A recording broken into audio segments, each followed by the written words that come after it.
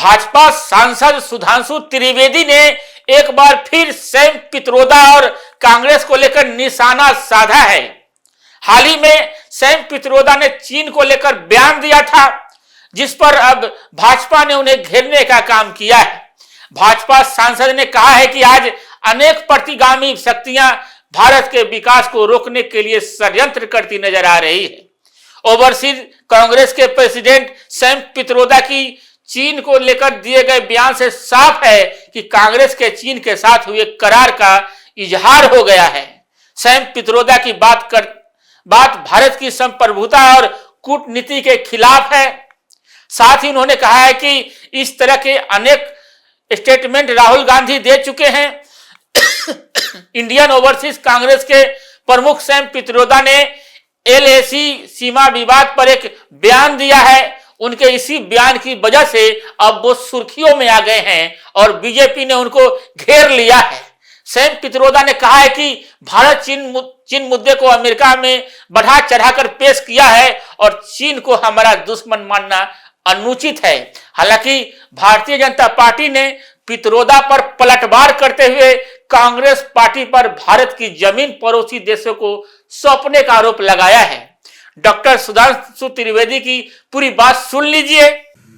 मित्रों, आप सभी जानते हैं कि प्रधानमंत्री श्री नरेंद्र मोदी जी के नेतृत्व में भारत ज्यों-ज्यों आर्थिक, सामरिक और कूटनीतिक दृष्टि से विश्व के पटल पर एक शक्तिशाली और प्रभावशाली देश के रूप में उभरता जा रहा है और देश के अंदर सामाजिक और आर्थिक सशक्तिकरण का नया दौर चल रहा है, त्यों-त्यों अनेक प्रतिगामी शक्तियां भारत की इस अभूतपूर्व विकास को और प्रगति को रोकने के लिए अनेक प्रकार के षड्यंत्र करती दिखाई पड़ रही है।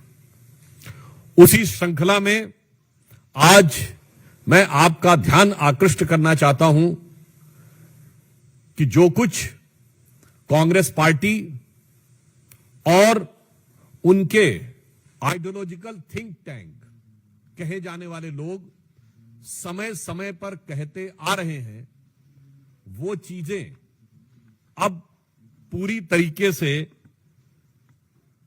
जनता के सामने आती जा रही है। ओवरसीज कांग्रेस के प्रेसिडेंट सैम पित्रोदा, जो कांग्रेस के आइडियोलॉजिकल थिंक टैंक के प्रतीक माने जाते हैं, उन्होंने आज चाइना को लेकर जिस प्रकार का बयान दिया है, उससे यह बात बहुत साफ हो गई है कि कांग्रेस पार्टी के चीन के साथ हुए करार का इजहार सैम पित्रोदा ने दिन दहाड़े कर दिया है। प्रत्यक्ष रूप से साफ साफ दिखाई पड़ रहा है। और ऑन द लाइटर नोट मैं कहना चाहूंगा, हिंदी में कहावत होती है, गुरु गुड़ रह गए और चेला शक्कर हो गए, मगर यहां जो चेला है वो तो गुड़ रह गए और गुरु चीनी हो गए। परंतु गंभीर बात यह है कि जिस प्रकार की बात सैम पित्रोदा जी ने कही है, वो भारत की अस्मिता, भारत की कूटनीति और भारत की संप्रभुता पर बहुत गहरा आघात है। उन्होंने इस प्रकार की बात कही कि चीन के साथ तो किसी प्रकार का विवाद ही नहीं है, जैसे भारत ही अग्रेसर की भूमिका में, यानी आक्रामक मुद्रा लिए हुए, और ये कोई उनका अलग बयान नहीं है। ये ओवरसीज कांग्रेस के चीफ हैं, यानी समुद्र पारी कांग्रेस के प्रमुख हैं। अब समुद्र पार से तो सोरस के सुर भी कांग्रेस के साथ मिलते हुए नजर आते हैं, परंतु यहां पर एक बहुत गंभीर बात है कि जो कुछ सैम पित्रोदा ने कहा है, यह कोई आइसोलेटेड इवेंट नहीं है, आइसोलेटेड स्टेटमेंट नहीं है। इसी भाव और इसी विचार के अनेक स्टेटमेंट राहुल गांधी पहले दे चुके हैं। याद करिए, राहुल गांधी जी ने विदेश में क्या कहा था कि चाइना ने बड़ा संघर्ष करते हुए ऊपर उठने का उदाहरण प्रस्तुत किया है उन चुनौतियों के बीच से। आपको याद हो अभी कुछ दिन पहले के अपने विदेशी दौरे में क्या कहा कि चाइना ने अनएम्प्लॉयमेंट को बहुत अच्छे तरीके से टैकल किया है, जबकि फैक्ट ऑफ द मैटर है इस समय चाइना में एम्प्लॉयमेंट रेट 24% है। 2023 में जनवरी से लेकर जुलाई के बीच में अनएम्प्लॉयमेंट रेट वहां पर बढ़ते बढ़ते हो गई 17-18%, और उन्होंने फिर जुलाई 23 से जनवरी 24 डाटा देना बंद कर दिया, फिर डाटा का बेस चेंज किया और जनवरी से लेकर अगस्त के बीच में किया, फिर बदले बेस पर भी वो 24% हो गई। मगर राहुल गांधी जी को उसमें बहुत महान चीज नजर आती है। फिर याद करिए, यही लोग कहते थे कि चाइना में प्रेस फ्रीडम इंडेक्स में हमसे ऊपर है, जबकि चाइना के डिफेंस मिनिस्टर ली शॉन्गफू गायब हो गए, चाइना के फॉरेन मिनिस्टर क्विंग गैंग गायब हो गए, वहां की सबसे बड़ी कंपनी अलीबाबा के चीफ जैक मा गायब हो गए, परंतु इनको उसमें भी नजर आता था। अब आप आइए, इसके बाद उन्होंने कहा कि इकोनॉमिक ग्रोथ बहुत शानदार की गई है। ये सारे स्टेटमेंट्स हैं, और इकोनॉमिक ग्रोथ की फैक्ट ऑफ द पोजीशन यह है कि 2024 में दुनिया की सबसे बड़ी रियल एस्टेट कंपनी, जो एक चाइनीज कंपनी थी एवरग्रांड, उसकी लिक्विडिटी हो गई।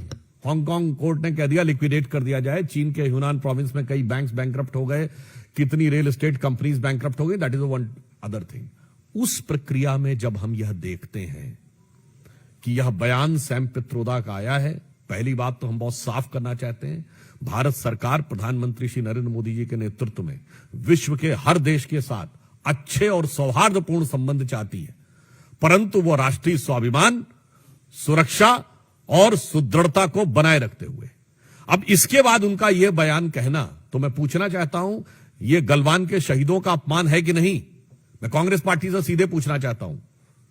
गलवान में जो हुआ, हमारे 20 सैनिक बलिदान हो गए, और उसके बाद यदि आपका ओवरसीज का चीफ इस प्रकार की भाषा बोलता है तो यह निंदनीय है, भर्त्सना योग्य है, और यह भारत और भारतीय सेना, भारतीय सैनिकों के बलिदान का घनघोर अपमान है।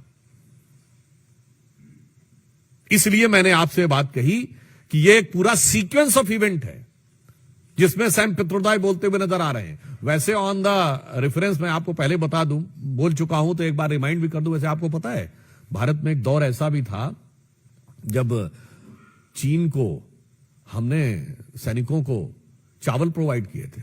21 जून 1952 को जवाहरलाल नेहरू की प्रेस कॉन्फ्रेंस में उनसे पूछा गया कि आपने क्या चीन की सेना को रसद प्रदान की है? तो उन्होंने कहा हां, हमने थोड़ी मात्रा में की है, पर वो हजारों टन चावल था, और कहा इसलिए कि उनको बहुत जरूरत है, हम उनको जिंदा रखने के लिए दे रहे हैं। जबकि उस समय तिब्बत में एट्रोसिटीज हो रही थी, और वो इसलिए था कि उस समय चाइना का नियरेस्ट शहर चेंगडू 2000 किलोमीटर से अधिक दूर था, और सड़कें भी खराब थी। भारत से तवांग से 250-300 किलोमीटर की थी, और सड़क भी अच्छी थी।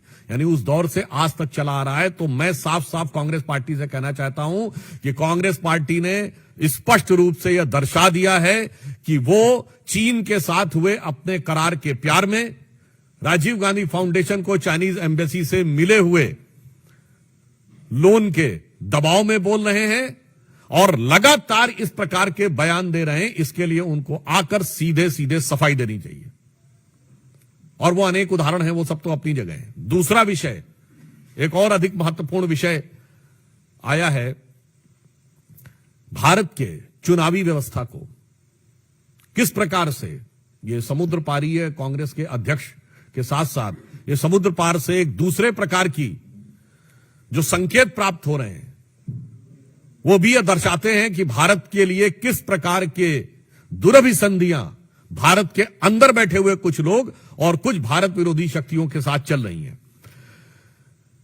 कि एक international foundation for electoral systems नामक एक संस्था है, जिसने 2011 में भारत की एक संस्था India international institute of election management, जो कि चुनाव आयोग के साथ संबंधित संस्था है, इसके साथ एक करार किया। और यह करार में जो पीछे से सपोर्ट आ रही है वो CEPPS consortium for election political process, election and political process strengthening नामक संस्था से आ रही है, जो जॉर्ज सोरेस के ओपन सोसाइटी फाउंडेशन के साथ उसके संबंध हैं, जिसने $500 million भारत में इन्वेस्ट किए एक माध्यम से, यूएसएड इत्यादि के माध्यम से, और इसके बाद से $3-3.5 लाख प्रतिवर्ष भारत में आते जा रहे थे। आज हम साफ साफ पूछना चाहते हैं कि भारत के इलेक्शन प्रोसेस, जबकि फैक्ट ऑफ द मैटर यह है कि 2020 में आप याद करिए, जब अमेरिका में चुनावी प्रक्रिया को लेकर अनेक प्रकार के प्रश्न उठे थे, तो भारत की चुनावी प्रक्रिया की तारीफ की गई थी कि जो इलेक्शन वोटर सिस्टम हमारे यहां है, वोटर आईडी कार्ड वाला, वो उनके यहां होना चाहिए। परंतु ये कौन सी शक्तियां हैं जो भारत में इस प्रकार चुनावी प्रक्रिया को प्रभावित करने, परिवर्तित करने या उसके अंदर कोई समस्या उत्पन्न करने के हेतु से आर्थिक अनुदान पाती हुई दिखाई पड़ रही थी। यह बहुत गहरा संदेह हमारे मन में उत्पन्न होता है। यानी बहुत साफ है कि सोरस की सुर, अंकल सैम के सुर, और उसके बाद जो कुछ यहां कांग्रेस बोलती है वो साफ नजर आता है। यानी अगर हम ये कहें, जो सैम पित्रोदा बोले हैं, ऐसा लगता है कि लिरिक्स जो हैं वो सैम पित्रोदा के हैं और उसके गीतकार सोरस हैं, और उसके ऊपर सिम्फनी बजाने का काम कांग्रेस पार्टी और इंडी गठबंधन के लोग कर रहे हैं। तो आज हम साफ साफ देश की जनता से कहना चाहते हैं कि अब कोई किंतु परंतु नहीं रहना चाहिए। और तीसरा विषय जो आप सबको ध्यान है, कांग्रेस के वरिष्ठ नेता और लोकसभा में उपनेता श्री गौरव गोगोई का जिस प्रकार के जॉर्ज सोरस के इस फाउंडेशन के साथ कनेक्शन नजर आता है, पाकिस्तान की एम्बेसी में उनकी बातचीत की फोटो, पाकिस्तान की दूतावास में मधुर मनोभावों के साथ वार्तालाप करते हुए, और भारत में आकर भारतीय सेना, भारतीय वायुसेना, भारतीय अर्धसैनिक बलों के विरुद्ध कटुतापूर्ण शब्दों का इजहार करते हुए, ये बातें अब बहुत साफ दिखाई पड़ती हैं कि देश के ऊपर आघात करने के एजेंडा बहुत साफ है कि विदेशी शक्तियों के लिए, जो भारत के विरोधी शक्तियां हैं, उनके लिए कांग्रेस की मोहब्बत की दुकान है, जिसमें मोहब्बत सोरस से भी है, मोहब्बत चाइना से भी है, और भारत के अंदर एक दूसरे से लड़ाने का विधान है। याद करिए, ये कहते हैं उत्तर और दक्षिण को लड़ाओ। इनके कर्नाटक के वित्त मंत्री ने कहा था कि साउथ में रेवेन्यू कलेक्शन ज्यादा है तो उत्तर से अलग होना चाहिए। इनके तेलंगाना और तमिलनाडु के मंत्रियों ने उत्तर प्रदेश और बिहार के बारे में जो बोला, वो क्या है, एक राज्य को दूसरे राज्य से लड़ाओ। उसके बाद भाषाओं को आपस में लड़ाओ, तमिल और हिंदी को लड़ाओ, फिर मराठी और बिहारी को लड़ाओ, फिर भाषा पे लड़ाओ, प्रांत पे लड़ाओ, क्षेत्र पे लड़ाओ, और उसके बाद जातियों में लड़ाओ, अगड़े पिछड़े में लड़ाओ, सामान्य और दलित में लड़ाओ। यानी बहुत साफ है कि बाहर की शक्तियों के लिए मोहब्बत की दुकान, और भारत में हर आधार पर वर्ग, प्रांत, जाति, भाषा पर नफरत की दुकान, नफरत के सामान। और इससे मैं अंत में यह स्पष्ट कहना चाहता हूं कि इससे श्री राहुल गांधी ने जो बयान दिया था कि has to fight with Indian state, वो अनायास मुंह से निकला हुआ, लापरवाही में कहा गया बयान नहीं था। एक सुविचारित, सुव्यवस्थित योजना के अंग का प्रकटीकरण था। It was not just a careless slip of tongue, but it seems to be an expression of a well thought of structured design that how to demean and damage the India's strength and sovereignty. तो इसलिए अब हम बहुत स्पष्ट रूप से यह देश की जनता से कहना चाहते हैं कि यह सब कुछ जो दिखाई पड़ रहा है, चीन की तारीफ से लेकर, सोरेस फाउंडेशन से समर्थन से लेकर, भारत के अंदर सबको एक दूसरे से लड़ाने से लेकर, और इंडियन स्टेट से लड़ाई करने की बात, मुझे लगता है अब किसी भी प्रकार का कोई बचाव का स्कोप कांग्रेस पार्टी के पास नहीं रह जाता है। और इस विषय पे कांग्रेस पार्टी से, यद्यपि मैं अभी भी उनसे कहना चाहूंगा कि वो आकर अपनी स्पष्ट रूप से सफाई दें, परंतु मुझे लगता है कि उनकी सफाई देने का उनके पास कोई आधार नहीं बचा है। और बहुत दुख की बात यह है कि इस प्रकार की शक्तियों से हाथ मिलाते हुए या उनके सुर में सुर मिलाते हुए बात करते हुए भारत के अंदर के दलों का समर्थन हर राष्ट्रभक्त को बहुत पीड़ा देता है और उसके साथ गंभीर प्रश्न भी उठाता हुआ प्रतीत होता है। धन्यवाद। Mohit Bhatt, then Pragya. Sir, there is this question that is also being raised by Department of Government Efficiency, where they have put out a tweet that now $21 million were being given in India for voter turnout. They have not given out details, but that is also the question that everybody is raising, that why such money was being given and now it has been cancelled. How do you see this? And you want the government to take an action because it's a serious issue, sir. There are certain indications which are coming, now becoming gradually clear and explicit, that how those things are going or were intended to interfere in the Indian elections. I would like to remind that US President Donald Trump has also said that there was a design by the Soros and other things who want to destabilize the government in India and Bangladesh. And also I would like to remind that the last Lok Sabha election was the only election in the history of India in which a foreign government has given a statement. The Russian government officially has said, their external affairs spokesperson has said, that there is a foreign interference in India. So I think since our government is keeping a strict vigil on every situation, so whatever is required will be appropriately dealt with, but the moral question becomes too big and too high in front of the opposition, which it is incumbent on their part if they want to prove their credentials of national integrity. Pragya. It looks like a systematic foreign intervention in Indian democracy that everyone is agreeing on, but the instrument was election commission. Do you think that there should be an investigation of the then election commissioner who signed that MOU? Because US aid came to it through election commission. On this issue, I think what is legally and what is constitutionally viable, appropriate constitutional agencies will take care, because the Election Commission is an autonomous body, constitutional body, so they are free to take whatever step they want in this regard. So that is one constitutional aspect. But my question is again to opposition on political and moral aspect. संवैधानिक विषय पर चुनाव आयोग स्वतंत्र और स्वायत्त संस्था है और वह उपयुक्त और प्रभावी निर्णय लेगी, परंतु नैतिक और राजनीतिक आधार पर विपक्ष को आकर कांग्रेस पार्टी को स्पष्ट रूप से सफाई देनी चाहिए। आमोद राय।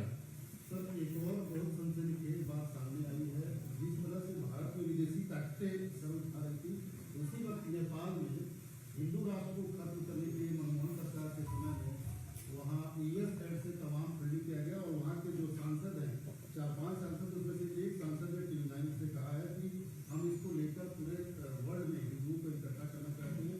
सांसद और शमशेर राणा ने कहा कि इसके लिए आंदोलन चलाना चाहते हैं। देखिए, इस प्रकार की कई घटनाएं हुई हैं और मैं एक और बात आपसे कहना चाहता हूं इस क्वेश्चन के आंसर के संदर्भ में। आपको याद हो 2021 में दुनिया के कई विश्वविद्यालयों में, जिसमें अमेरिका के बड़े प्रतिष्ठित विश्वविद्यालय थे, एक नहीं कई यूनिवर्सिटीज में एक कॉन्फ्रेंस हुई थी, उसका नाम था डिसमेंटलिंग ग्लोबल हिंदुत्व, यानी वैश्विक स्तर पर हिंदुत्व को ध्वस्त करना। फिर 2023 में भारत में 22 और 23 दोनों में कॉन्फ्रेंस हुई तमिलनाडु में, इरेडिकेशन ऑफ सनातन धर्म, यानी सनातन धर्म का समूल नाश करना। और अब उनकी फंडिंग कहां से हो रही है, ये तो अब अमेरिकन एजेंसीज के जो स्रोत उभर के सामने आ रहे हैं, उनकी जांच में उससे उभर कर सामने आता जा रहा है। और मैं पुनः यह बात कहना चाहूंगा, फिर कोई इस बात को जाके चेक कर ले, यही 2021 का वर्ष है जिसके बाद बहुत से स्टांस भारत के समाज, देश और वर्ग और जाति के बारे में कांग्रेस का चेंज होना शुरू हुआ। और मैं फिर आपसे कहता हूं, एक हेनरी लूसी फाउंडेशन है यूरोप की, जिसमें एक क्रिस्टोफर शर्लॉट करके इंडोलॉजिस्ट थे, सो कॉल्ड इंडोलॉजिस्ट, उन्होंने भी एक प्रोजेक्ट निकाला था, how to tackle Hindu मेजॉरिटेरिज्म।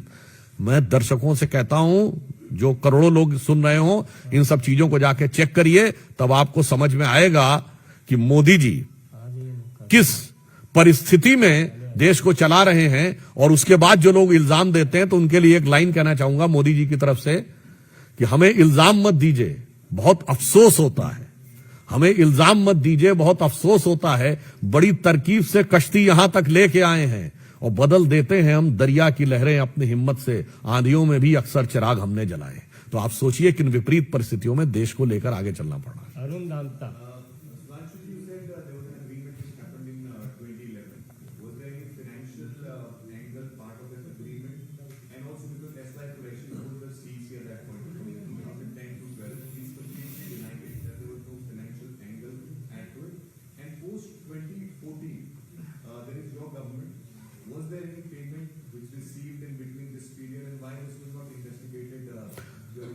I think the denial of the former Chief Election Commissioner is not required that much as a categorical denial for that government at the time in office is required. Because for any such clearances, the clearance of government is very much required. So still up till now, if the government is not responding in categorical and unequivocal terms, I think this is a matter of concern. Ankit Gupta ABP।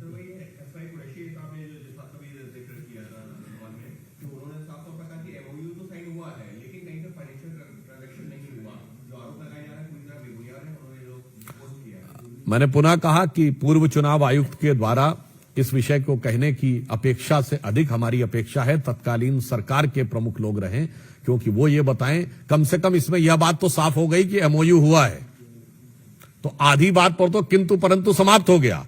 अब वो किन परिस्थितियों में हुआ है, किसने उसको प्रेरित किया है और किसके द्वारा वो संचालित था, मानवीय बात है। चुनाव आयुक्त को संभवतः इस विषय की जानकारी नहीं होगी, तो हम संचालनकर्ताओं से पूछ रहे हैं, क्योंकि यूपीए सरकार तो वैसी भी थी कि वहां तो प्रधानमंत्री भी ऐसे थे जो कोई संचालित होते थे, कहीं वो स्वतः कार्य नहीं करते थे। तो इसलिए मैं संचालनकर्ताओं से पूछ रहा हूं और वो इस प्रकार के बयानों के ओट में बचने का प्रयास नहीं कर सकते, तिनके की ओट में पहाड़ छुपाने का प्रयास नहीं कर सकते। अंतिम प्रश्न है ठाकुर रविंद्र सिंह, जी न्यूज। दासू जी, दो सवाल हैं। एक है, ओवैसी साहब ने कहा है कि सरकार को संभल के मुसलमानों को निशाना बनाना बंद करने से इस्तीफाई सजा देना बंद करें और जल्द से जल्द एतिमाद साजी के कदम उठाएं, यानी वहां से मुसलमान पलायन करें। और दूसरा है, और इस पर सरकार चुप है। दूसरा है कि यमुना को लेकर आप लोगों ने दिल्ली में बड़े बड़े वायदे किए चुनाव प्रचार के समय, अब यमुना की सफाई के लिए आपकी सरकार आने वाली है, क्या कदम उठाएंगे? देखिए, यमुना की सफाई पे हमारी सरकार को कार्यभार ग्रहण करने दीजिए, पहली कैबिनेट बनने दीजिए, आश्वस्त रहिए।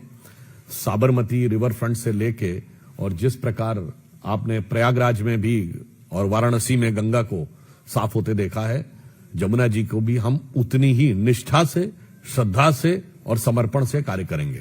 और जहां तक